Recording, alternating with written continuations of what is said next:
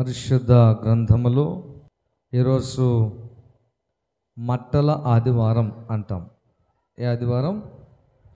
మట్టల ఆదివారం.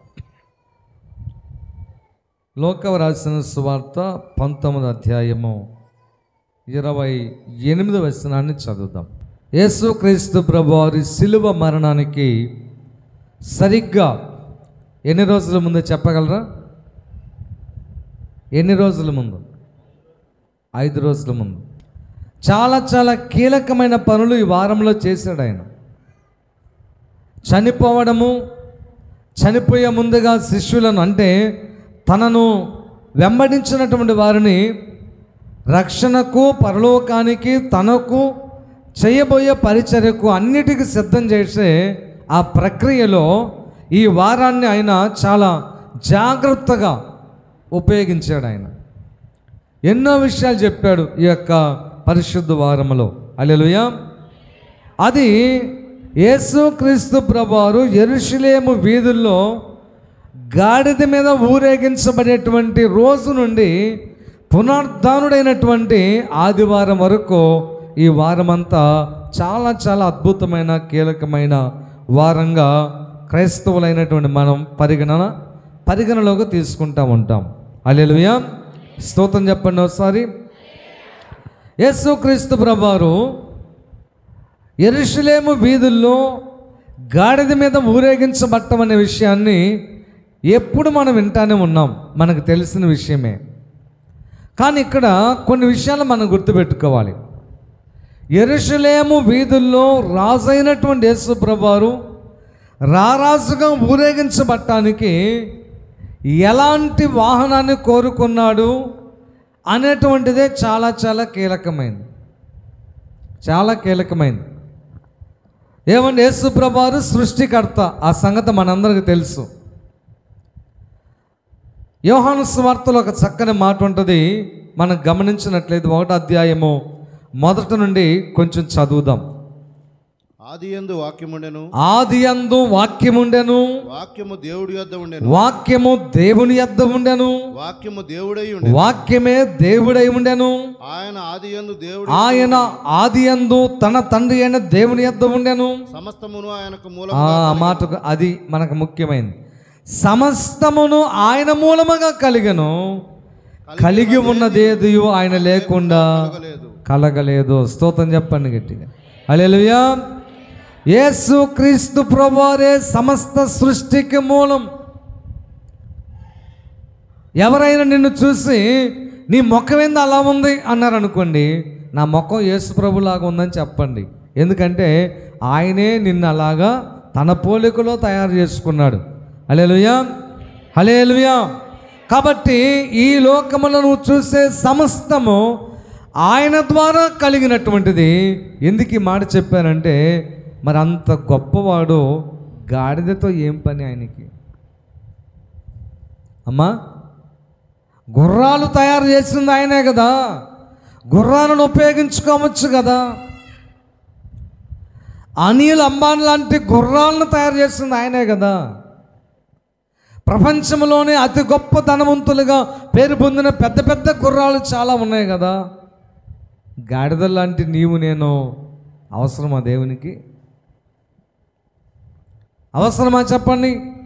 దేవుని యొక్క ఎంపిక వేరు. హల్లెలూయా. స్తోత్రం చెప్పండి గట్టిగా. ఆయన నీలాంటి ఎంపిక కలిగిన వాడైతే మనందరం ఎప్పుడూ చెత్తపుట్టలు వేయబడే వాళ్ళం.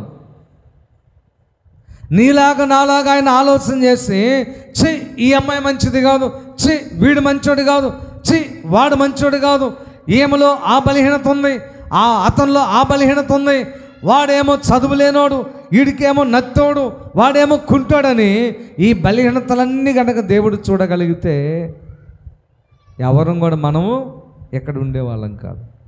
హల్లెలూయా. ఒక్కసారి మీ హృదయ అంతరంద్రియముల వైపు మీరు చూసుకోండి.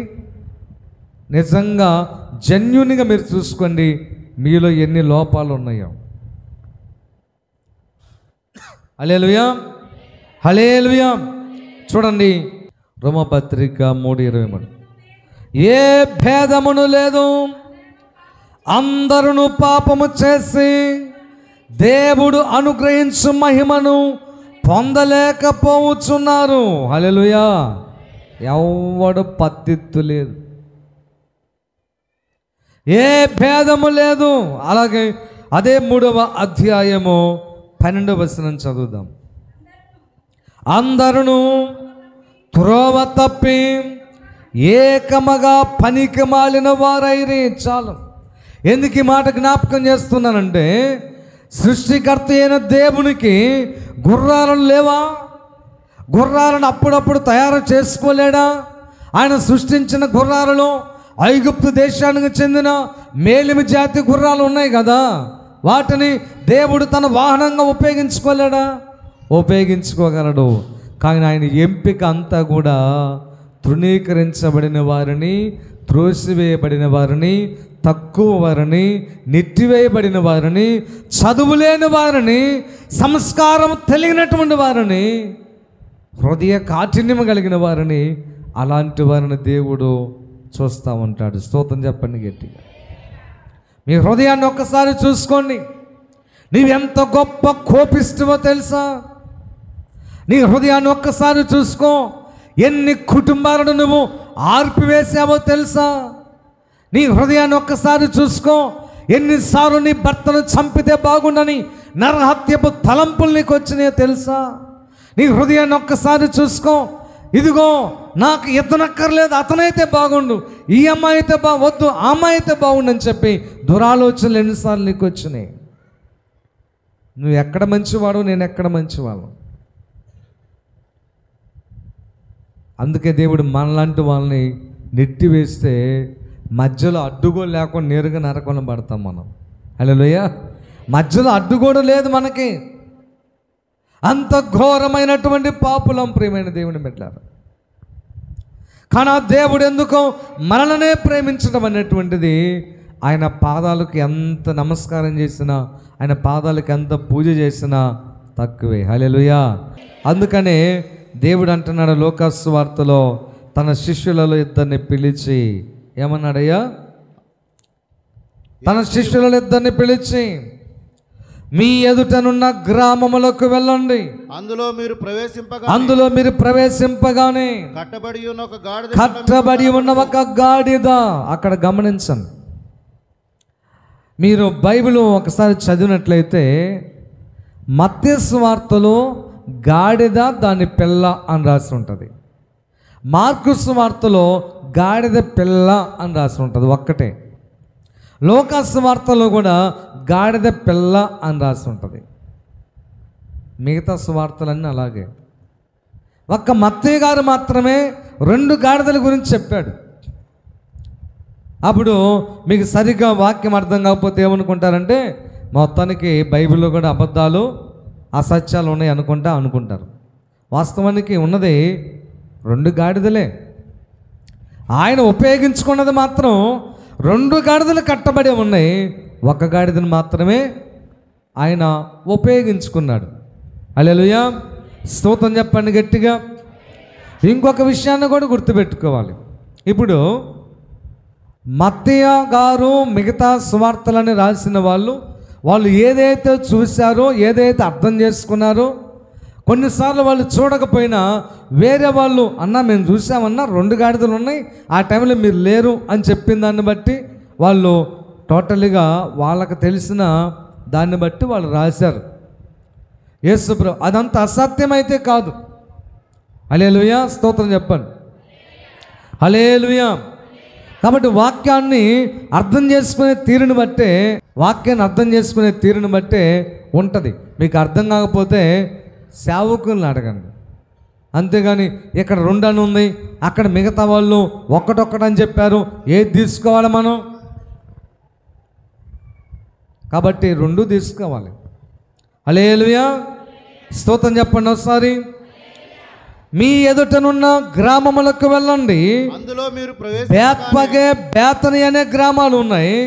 ఈ 2 కలిసి ఉన్నటువంటి గ్రామాలు, ఈ 2 కలిసినటువంటి గ్రామాలైన బేత్పగే, బేతని అనే గ్రామాలకి మీరు వెళ్తే తలవాకిట గాడిద పిల్ల కట్టబడి ఉంటుంది అన్నాడు. తలవాకిట అంటే అర్థం ఏంటంటే, ఒక ఆయన ఇంట్లో పడుకున్నప్పుడు మంచం బయట వేసుకొని పడుకుంటే తలగడ దగ్గరే ఒక గాడిద కట్టబడి ఉంది, అది కాదు. తలవాకిటంటే ఊరి గవిని అని అర్థం. చెప్పండి, ఊరి గవిని అర్థం. ఏమన్నా ఒక చిన్న మాట నేను అడుగుతాను. మీకు గాడిదలు ఉన్నాయి అనుకోండి, మీరు గాడిదలు మేపేవాళ్ళు అనుకోండి, పరామర్శ అంటే అది దొడ్డే ఏమో నాకైతే తెలియదు, కానీ ఊరి గవిని అర్థం ఎందుకు కట్టాడు ఆయన? ఆ గాడిదలను కట్టేశాడు.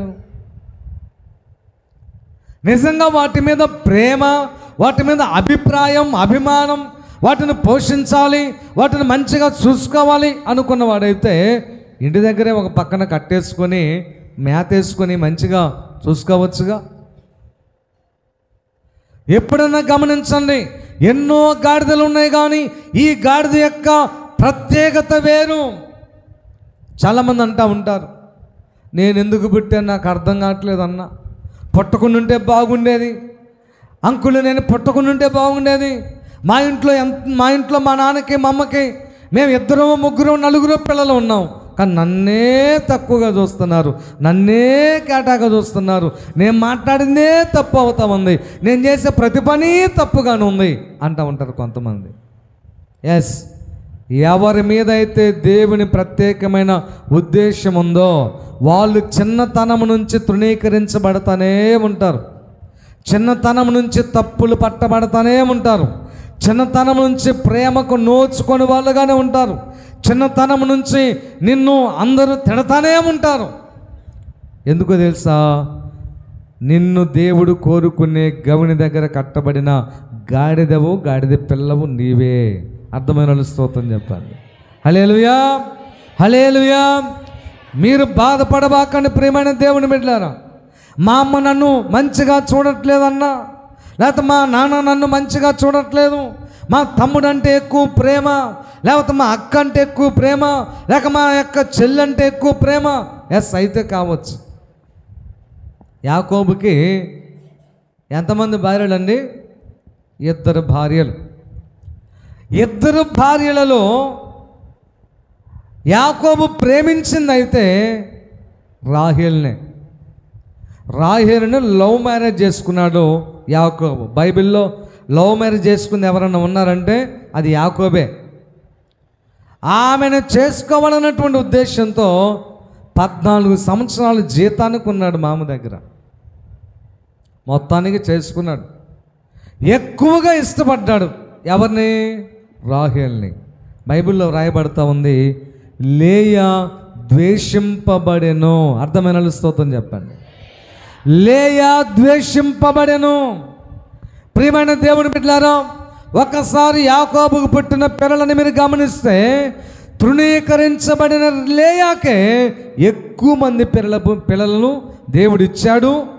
ఫస్ట్ పుట్టింది కూడా లేయాకే. స్తోత్రం చెప్పండి గట్టి. అక్కడ బైబిల్లో కూడా రాయబడతా ఉంది, లేయా ద్వేషింపబడుట దేవుడు చూచి ఆమె గర్భము తెరచెను. హల్లెలూయా. నా ప్రభువు యేసయ్య తను ఉపయోగించుకున్నటువంటి గాడిదకు ఏమైనా క్వాలిఫికేషన్స్ చూశారండి? నా దగ్గర కనుక చూస్తే నేను ఆయన ఉపయోగించే గాడిదగా పనికొస్తానా? మిమ్మల్ని చూసి మిమ్మల్ని ఆయన ఉపయోగించుకునే ఒక గాడిదలాగా ఎంపిక చేసుకోవాలనుకుంటే మీరు పనికొస్తారా? పనికొస్తారా చెప్పండి. క్రమశిక్షణ ఉందా మీకు? పరిశుద్ధత ఉందా మనకి? మనం దేనికి పనికొస్తామని చెప్పండి. అందుకని యేసు ప్రభువు చెప్తున్నాడు, ఇదిగో అబ్బాయిలో మీరేదో నేను వాడుకునే, నేను ఉపయోగించుకునే, నేను స్వారీ చేసే, నాకు ఉపయోగపడేటువంటి ఒక వస్తువైన గాడిద ఎంపికలో మీరేదో పెద్దగా ఊహాగానంలోకి వెళ్ళిపోవద్దు. ఎవరిని ఉపయోగించిన గాడిదది పరిశుద్ధమైన గాడిద, పవిత్రతను కాపాడుకున్న గాడిద. అలాంటి గాడిద అది, దాన్ని తీసుకొని రండి. స్తోత్రం చెప్పండి గట్టిగా. హల్లెలూయా, హల్లెలూయా. కాంట్రాక్ట్ మ్యారేజెస్ కొన్ని ఉన్నాయి. అవి ఎలాగా? 5 సంవత్సరాలు కలిసి ఉందాం, 2 భార్య భర్తలే, పిల్లలను కనకూడదు ఇంకా ఈ 5 సంవత్సరాలు. ఆ తర్వాత 2 మధ్య ఒప్పందం పోయింది, ఇక మళ్ళీ ఈడు ఇంకొక దాన్ని చూసుకోవచ్చు, వాడు అది ఆ పిల్ల కూడా ఇంకొకరిని చూసుకోవచ్చు. ఏంటండి ఇదంతా నాకు అర్థం కాలేదు. అందుకని దేవుడు అంటున్నాడు ఒకే ఒక్క మాట, ఆ గాడిద మీద ఎవరిని ఎప్పుడును చెప్పాలి కూర్చుండలేదు. కాబట్టి ఎవరైనా అపవిత్రము కాని ఉపయోగించబడని పరిశుద్ధమైన గాడిదది, కాబట్టి అది నాకు కావాలి అన్నాడు. స్తోత్రం చెప్పండి గట్టిగా. ఒక చిన్న మాట నేను చెప్పి ఇంకొక పాయింట్లోకి వస్తాను. మరియమ్మ కన్యక, దేవుడు వాహనంగా మరియమ్మని ఈ లోకానికి రావడానికి ఉపయోగించుకున్నాడు. ఆమె ఒక గాడిద. సృష్టికర్త అయిన దేవుడు ఈ లోకములో జన్మించుటకు, ఈ లోకంలోకి వచ్చుటకు మరియమ్మ ఒక గాడిద. ఆ మరియమ్మ పరిశుద్ధమైనటువంటిది, తన కన్యత్వమును కాపాడుకున్నటువంటి పవిత్రురాలామె. హల్లెలూయా, హల్లెలూయా. అలాంటి గాడిద కావాలి దేవునికి. స్తోత్రం చెప్పండి గట్టిగా, హల్లెలూయా. కాబట్టి ప్రియమైన దేవుని బిడ్డలారా, ఒకటి కట్టబడిన గాడిదను కోరుకున్నాడు. రెండవదిగా చెప్పండి, ఏ మనుష్యుడు కూడా ఉపయోగించినటువంటి గాడిదను కోరుకున్నాడు. దేవుడు దాన్ని విప్పి తోలుకుని రమ్మన్నాడు. స్తోత్రం చెప్పండి గట్టిగా, హల్లెలూయా, హల్లెలూయా. ఎప్పుడైతే ఆ గాడిదను విప్పి వాళ్ళు తీసుకొని వచ్చారు, తీసుకొని వచ్చిన వెంటనే యేసు ప్రభువారు ఆ గాడిద మీద ఎక్కే ముందుగా ఆ గాడిదను శుభ్రం చేశారు. హల్లెలూయా. మంచి మంచి వస్త్రాలు వేశారు. ఆ వస్త్రాల మీద యేసు ప్రభువారు కూర్చున్నాడు. యేసు ప్రభువారు ఎక్కినటువంటి ఆ గాడిద యెరూషలేము యొక్క వీధుల్లో ఊరేగించబడతా ఉంటే ఆ గాడిదకి ఎంత విలువ వచ్చిందో తెలుసా? ఎవడు ఆ గాడిద గురించి చెప్పుకునేవాళ్ళు లేడు. ఆ ఫలానా గాడిదని ఎవడు కూడా అనుకున్నవాళ్ళు లేడు. యేసు ప్రభు ఎక్కేసరికే ఆ గాడిద గురించి మాట్లాడుకుంటున్నారు. అరే, మన రాజు ఎక్కిన గాడిద క్రింద మట్టి మీద నడవకూడదు. ఎక్కడ నడవాలంట అమ్మ? ఎక్కడ నడవాలి? వాక్యం రాయబడతా ఉంది, దారి పొడుగున వారు తమ వస్త్రములను చెట్ల కొమ్మలను నరికి దారి పొడుగున పరచరి. మట్టి కాకుండా గాడిదంట వస్త్రాల మీద నడుస్తుందంట. స్తోత్రం చెప్పండి గట్టిగా. యేసు ప్రభు ఎక్కేసరికి ఆ యొక్క వస్త్రాలన్నీ కూడా బయటకు వచ్చినాయి. స్తోత్రం చెప్పండి గట్టిగా. ప్రభువు నీ మీద ఉంటే దాచబడిన ధనము, దాచబడిన వస్తువులు నీ దగ్గరికి వస్తాయి. నమ్మినోళ్ళు స్తోత్రం చెప్పండి. ప్రభు చెప్పాడు ఆ మాట, కోరెషుతో చెప్పాడు, కోరెషు, నీవు నా యొక్క శిష్యుడవు, నా సేవకుడవు, నీవు నా మందిరాన్ని కట్టడానికి ఇష్టపడుతున్నావు కాబట్టి దాచబడిన ధనము నీకు ఇచ్చేదను అన్నాడు. స్తోత్రం చెప్పండి గట్టిగా, హల్లెలూయా. కోరెషు ఒక విగ్రహారాధికుడండి. కోరెషు దైవభక్తుడు కాదు, కోరెషు ఇశ్రాయేలుడు కాదు. కానీ దేవుడి మందిరము, సొలొమోను కట్టిన మందిరము పాడైపోవటం చూసి మరలా కట్టాలి అనే ఆశ వచ్చింది. దేవుడు దాన్ని నచ్చాడు అంతే. స్తోత్రం చెప్పండి గట్టిగా. దినవృత్తాంతాల గ్రంథంలో అనుకుంటాను ఆ మాట ఉంటుంది, కోరెషు, నీవు నా సేవకుడవు, నీవు నా మందిరమును కట్టుటకు పూనుకున్నావు. ఒక స్తోత్రం చెప్తాను చూడండి, గుర్తుపెట్టుకోండి. ఇది మనసులో పెట్టుకొని మీ అందరికి తెలుసు, మళ్ళీ చెప్తున్నాను. ఎవరైతే దేవుని సేవ విషయంలో వాళ్ళు దేవుని సేవను కట్టాలనుకుంటారో వారిని, వారి కుటుంబాలను, వాళ్ళ పిల్లలను దేవుడు కడతాడంతే. ఎవరైతే దేవుని మందిరాలను కట్టాలనుకుంటారో, ఎవరైతే సేవను ప్రోత్సహించడానికి ముందుకు వస్తారో వారు చాలా చాలా విషయాల్లో కట్టబడతారు. హల్లెలూయా. విడిపోయిన కుటుంబాల కట్టబడతాయి. విడిపోయిన బిడ్డలు మీకున్నారా? కట్టబడతారు. ఫైనాన్షియల్గా ఇబ్బంది పడ్డారా? మీరు కట్టబడతారు, దిట్టపరచబడతారు అంతే. ఎంత గొప్ప ఆశీర్వాదం మీకు తెలియదు అది. ఏమండి, సంవత్సరం పొడుగున ఇప్పుడు కోటాలు ఉన్నాయి. రేపు దేవుని రాజ్యాన్ని మనం కట్టబోతున్నాం. అందులో మీరు గుప్పులు విప్పుతారు. సంవత్సరం పొడుగున ఉంటుంది ఆశీర్వాదం అది. హల్లెలూయా, హల్లెలూయా. సంవత్సరం పొడుగున నేనైతే చూశాను ఆశీర్వాదం. కోటాలు జరపని సంవత్సరం బాగుండదు. అందుకనే యేసుక్రీస్తు ప్రభువారు గాడిద మీద ఎక్కిన వెంటనే అందరూ పాట పాడుతున్నారంట. హల్లెలూయా. యేసు ప్రభువారు ఎక్కిన గాడిదకు ఘనత వచ్చింది. గాడిద అనేక మందికి తెలిసేటట్టు దేవుడు చేశాడు. ఆ గాడిద కూడా నమస్కారం చేస్తున్నారు. ఆ గాడిద మట్టిలో తిరగకుండా ఆ గాడిదకు బూట్లు వచ్చేసినాయి. ఆ గాడిదకు విలువైన చెప్పులు వచ్చినాయి. హల్లెలూయా.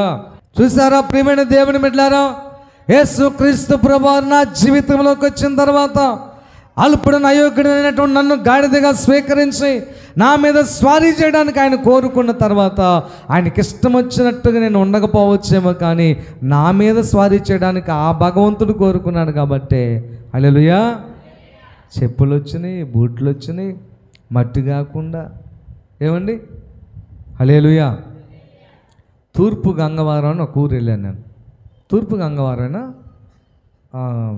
గుర్తు అదే అనుకుంటా, వెళ్ళాను. ఈ మాట చెప్పి నేను ముగిస్తాను. ఇప్పుడు గుర్తొచ్చింది, నా ప్లానింగ్ అయితే లేదు. అక్కడ నాకు పరిచయం చేయడానికి కోటాల్లో సేవకులందరిని చూసుకోవడానికి ఒక కుర్రోడు ఉన్నాడు. సరే అందరిని చూసుకున్నాడు, నన్ను కూడా గమనించుకున్నాడు, నన్ను కూడా చూసుకుంటున్నాడు. కోటాలు 3 రోజులు అయిపోయినాయి. ఇప్పుడు పొద్దున పోయి మళ్ళీ వచ్చేస్తున్నాను. అప్పుడు అట్ట కాదు, 3 రోజులు అక్కడే ఉండాలి. సరే మొత్తం అయిపోయిన తర్వాత బ్యాగులను సర్దుకున్న అబ్బాయి బయలుదేరని అన్నాను. సుబ్బయ్య అన్న అందరు ఉన్నారు, ఎవరెవరు వచ్చారు మొత్తానికి. అప్పుడు ఎర్ర కారు ఉండేది, బుట్ట కారు, లోపల సర్దని అన్నాను. అంతా అయిపోయినాక అబ్బాయి వచ్చి, అన్న ఒక చిన్న కోరిక అన్నాడు. నేనండి కొంప తీసి డబ్బులు అడుగుతాడేమో అనుకున్నాను. నేనేమనుకున్నానంటే అప్పుడు దాకా నాకు అన్ని పరిచయాలు చేశాడు. బాత్రూమ్ నీళ్ళు పెట్టడం, సబ్బు అందించడం, టవల్ అందించడం, అన్నీ టిఫిన్ మొత్తానికి ఏ సమయానికి కావాలి అది బాగా చూశాడు. కొంప తీసి పేదవాడుగా ఉండే డబ్బులు ఏమైనా అడుగుతాడేమో అనుకున్నా. సరే ముందు అడగని అని చెప్పి, ఏందయ్యా అని అన్నా. ఒక్కసారి మీ కాళ్ళు కడగాలని కోరుకున్నా అన్నాడు. నాకు చాలా ఏడుపు వచ్చింది. తమ్ముడు మీరేం చేస్తారన్నాను. నేను ఇంజనీర్ అన్నా. ఈ 3 రోజులు మిమ్మల్ని గమనించాను, మీ మంచం పక్కన సాపేసి పడుకున్నాను, ఎందుకు నాకు అలాగ అనిపించింది అన్నాడు. అనిపించడం అయితే తప్పు కాదు, కానీ అర్హత అయితే నాకు లేదని అర్థమైపోయింది. బాగా ఏడుపు వచ్చింది. వదిలే తమ్ముడు అన్న, కాదన్న బాకండి అన్న. బొచ్చు తెచ్చి నీళ్లు కడిగి, చూసారా ఎవరు దానికి కారణం చెప్పండి? యేసు క్రీస్తు ప్రభువారు కోరుకున్న గాడిద. ప్రియమైన దేవుని బిడ్డ, నేనే కాదు, ఇక్కడున్న ప్రతి ఒక్కరిని దేవుడు కోరుకున్నాడు. హల్లెలూయా. మిమ్మల్ని మీ మీద స్వారీ చేయడానికి, మిమ్మల్ని గణపరచడానికి, మీ స్థితిగతులు మార్చడానికి కోరుకున్నాడు. ఒకే ఒక్క మాట చెప్పనా, నీకు ప్రార్థన వచ్చినా రాకపోయినా, నీకు ప్రార్థన చేయడం చేత కాకపోయినా, అన్ని క్రమశిక్షణ నేర్చుకుంటే మంచిదే. రాకపోయినా సరే నువ్వు క్రమంగా దేవుని సన్నిధికి వచ్చి విడువక ప్రభువుని వెంబడించగలిగితే, ఆయన స్వారీ చేసే గాడిదగా నువ్వు అంగీకరించుకుంటే నీ స్థితి ఖచ్చితంగా మార్చేస్తాడు ఆయన. హల్లెలూయా. నీ పరిస్థితి మారుస్తాడు, నీ స్టేటస్ మారుస్తాడు, నీ యొక్క ఈ అన్నీ మారిపోతాయి అంతే. నా ప్రభు అంత గొప్ప దేవుడు అండి. ఆ గాడిద ఎక్కడో పనికి మారిన ఆ గాడిదని తీసుకొచ్చి పనికొచ్చే గాడిదగా చేశాడు ఆయన. హల్లెలూయా. ప్రభు సన్నిధిలో మోకరించి ఒక్క నిమిషం ప్రార్థన చేయండి.